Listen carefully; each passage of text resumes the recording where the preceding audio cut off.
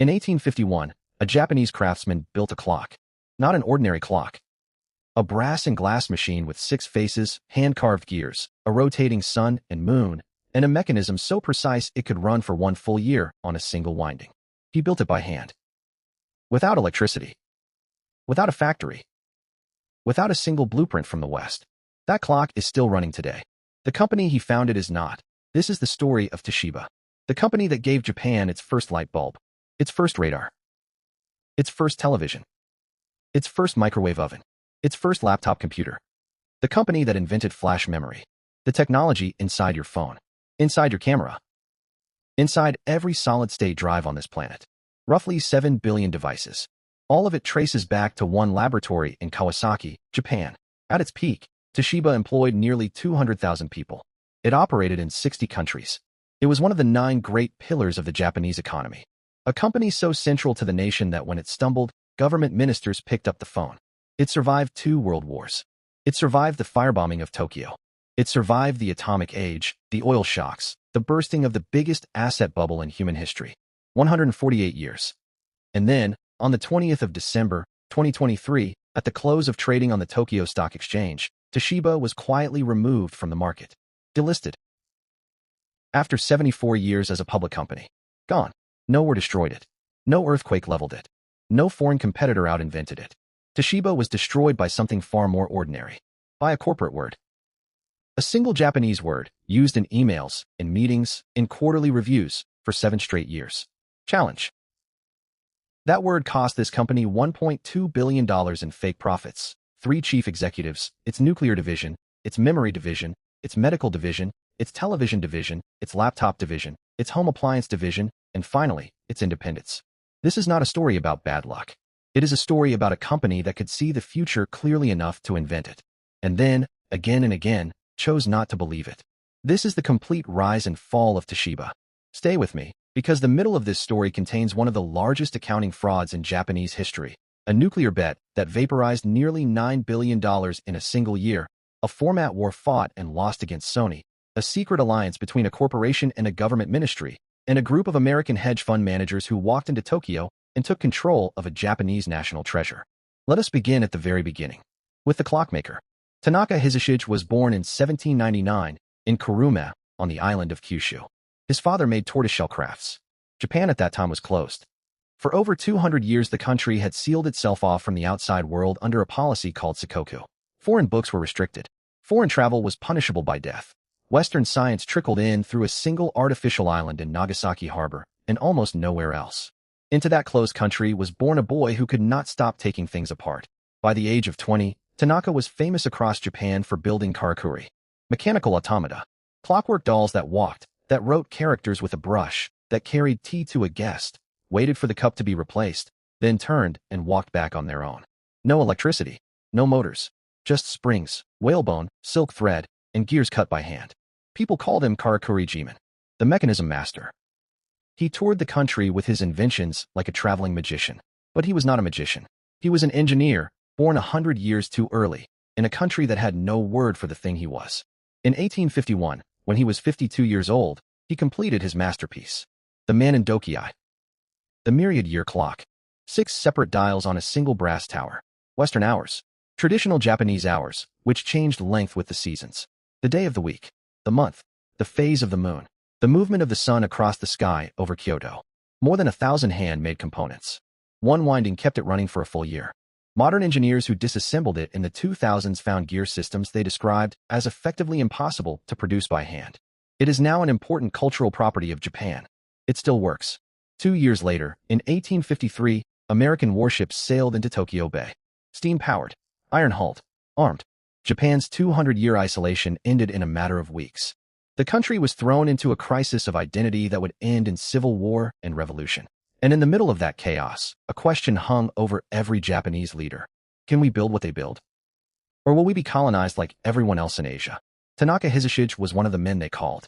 Working for the Saga domain, and using little more than Dutch technical books and observation, Tanaka helped build Japan's first domestically produced steam engine, then Japan's first steam locomotive model. Then he worked on the country's first steam warship. He built reverberatory furnaces to cast cannon. He was, in every sense, one of the founding engineers of modern Japan. And then, in 1875, at the age of 75, an age when most men in that era were long dead, Tanaka Hisashige moved to Tokyo, to the Ginza district, and opened a factory. He called it Tanaka Seizo Sho, the Tanaka Engineering Works. That workshop is the first root of Toshiba. Tanaka died 6 years later, in 1881. His adopted son carried the business forward. In 1904 it was renamed Shibora Saisuke Sho, the Shibora Engineering Works, and it became the heavy machinery arm of the Mitsui Group, building generators, motors, and turbines for a nation electrifying itself at breathtaking speed. Remember that name. Shibora. It is the second half of the word Toshiba. Now for the other half. In 1884, a young Japanese engineer named Ichisuke Fujioka traveled to Philadelphia for the International Electrical Exhibition. He was a graduate of the Imperial College of Engineering in Tokyo, one of the first generation of Japanese men formally trained in electrical science. At that exhibition, he met Thomas Edison. Fujioka saw the incandescent lamp and understood something immediately that most of his countrymen did not. This was not a novelty. This was infrastructure. This was the nervous system of the next century. He returned to Japan with a mission. A dim Tokyo workshop, 1890. Glass blowing. Bamboo being carbonized. A single filament glowing weakly, then brightening. Voiceover. In 1890, Fujioka and his partner Shoichi Miyoshi founded a company called Hakanetsusha. Literally, the incandescent company. In a small workshop, they produced Japan's first domestically manufactured incandescent light bulb. Early filaments were made from carbonized bamboo. They produced fewer than a dozen a day at the start. The quality was poor. Imported bulbs were better and cheaper. The company nearly went bankrupt several times in its first decade. But it survived. In 1899, it was renamed Tokyo Denki, the Tokyo Electric Company. Remember that too. It is the first half of the word Toshiba. Over the following 4 decades, these two companies, Shibora Engineering and Tokyo Electric, became the twin engines of Japanese industrial technology. 1915, Japan's first X-ray tube. 1924, Japan's first radio receiver. 1930, Japan's first electric washing machine and its first electric refrigerator. 1931, Japan's first vacuum cleaner. They electrified Japanese homes. They wired Japanese cities. They built the generators for Japanese dams and the motors for Japanese factories. And then, in 1939, with war spreading across Asia and Europe, the two companies merged, Tokyo Denki, Shibora Saisuke Sho. Together, Tokyo Shibora Denki, Tokyo Shibora Electric. Employees shortened it, the way people always do, to Shiba, Toshiba. The nickname would not become the official corporate name until 1984, 45 years later. But from that moment in 1939, the company existed in the form the world would come to know. Its birth certificate reads 1875. Its true beginning is 1939.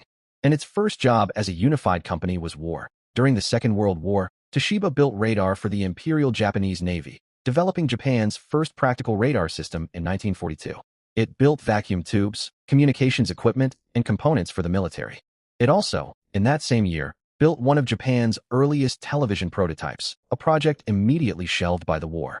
By 1945, Allied bombing had destroyed much of Japanese industry. Toshiba's factories were shattered. Its workforce was scattered. Its country was occupied. The company that had lit Japan's first light bulb was standing in a burned city with nothing. What happened next is the part of the story most people never hear. Japan's post-war recovery is one of the great economic events of the 20th century. Between 1955 and 1973, the Japanese economy grew at an average of around 9% a year. Not for 1 year. For 18 years. An economy flattened by war became the second largest on Earth. Toshiba was one of the companies that did it. And here is something important, because it tells you what kind of company Toshiba was in its soul. In 1955, Toshiba launched Japan's first automatic electric rice cooker. That sounds trivial. It was not. Cooking rice in post-war Japan meant getting up before dawn, tending a fire, and watching a pot for the better part of an hour every single morning. It was a task that fell almost entirely on women, and it consumed a meaningful fraction of their lives. The development of that rice cooker involved years of testing in real homes, in real conditions, in freezing weather and humid summers, because the physics of cooking rice perfectly without human supervision turned out to be genuinely difficult. When it worked, it gave millions of Japanese women back an hour of their day. Within about 4 years, roughly half of Japanese households owned one. That was Toshiba at its best. Not glamorous, not loud, just relentlessly solving real problems for real people and doing it before anyone else. 1959. Japan's first microwave oven. 1967. The world's first automated postal code reading system, sorting mail by machine. 1971. Japan's first color video phone. 1978. The JW-10. The world's first Japanese language word processor. Think about that last one for a second. English has 26 letters. Japanese uses 2 syllabaries plus thousands of kanji characters. Building a machine that could take phonetic input and convert it into correct written Japanese was a computer science problem of enormous difficulty. Toshiba solved it. That machine changed how an entire nation writes. But the real story of the 1980s is semiconductors. In the mid-1970s, American companies dominated memory chips.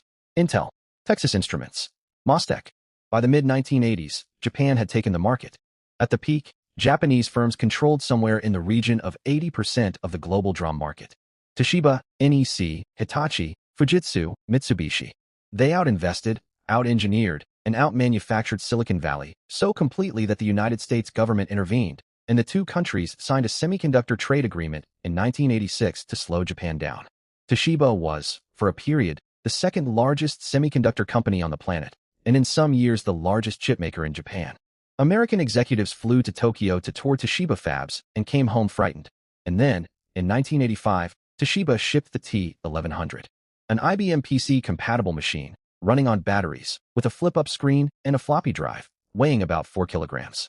It was not the first portable computer ever made, but it is widely regarded as the first true mass-market laptop, the machine that proved a portable computer could be a real computer and not a compromise. Toshiba built it largely for the European market, where a small team believed in it when much of the company did not. They were right. Toshiba would go on to be the #1 laptop manufacturer in the world for much of the 1990s, shipping tens of millions of machines and effectively defining what a laptop is.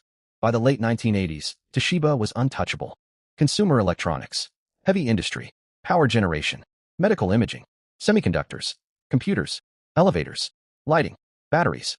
And in a laboratory in Kawasaki, one of its engineers had just invented something that would eventually be worth more than the entire rest of the company combined. His name was Fujio Masuoka. He joined Toshiba in 1971 with a doctorate in electronics engineering. By the late 1970s, he had become obsessed with a problem. At that time, computer memory came in 2 unsatisfying flavors. Fast memory that forgot everything the moment you cut the power, or permanent memory that was slow, expensive, and could only be written once, or erased with ultraviolet light through a quartz window in the chip package. Masuoka wanted a third thing. Memory that was permanent, but electrically erasable, in blocks, at speed, and cheap enough to put in everything. He worked on it largely outside his official duties, with a tiny team, in stolen hours. He later said that a colleague remarked that the erase op. They were too big to fail. Billions in the bank. 100 years of history. Untouchable. Then one decision burned it all to the ground. Nobody killed them. They killed themselves. This is billion-dollar blunders. Subscribe. The next empire is already falling. Here is the scary part. They were not stupid. Somebody in that building saw it coming. Somebody wrote the memo. And nobody above them wanted to read it. That is every collapse in history. Subscribe for more, because I bury a new giant every week. The video on your screen is the one people watch next, and it is worse than this one. Tell me in the comments which empire dies next. Every empire falls. Most of them do it to themselves.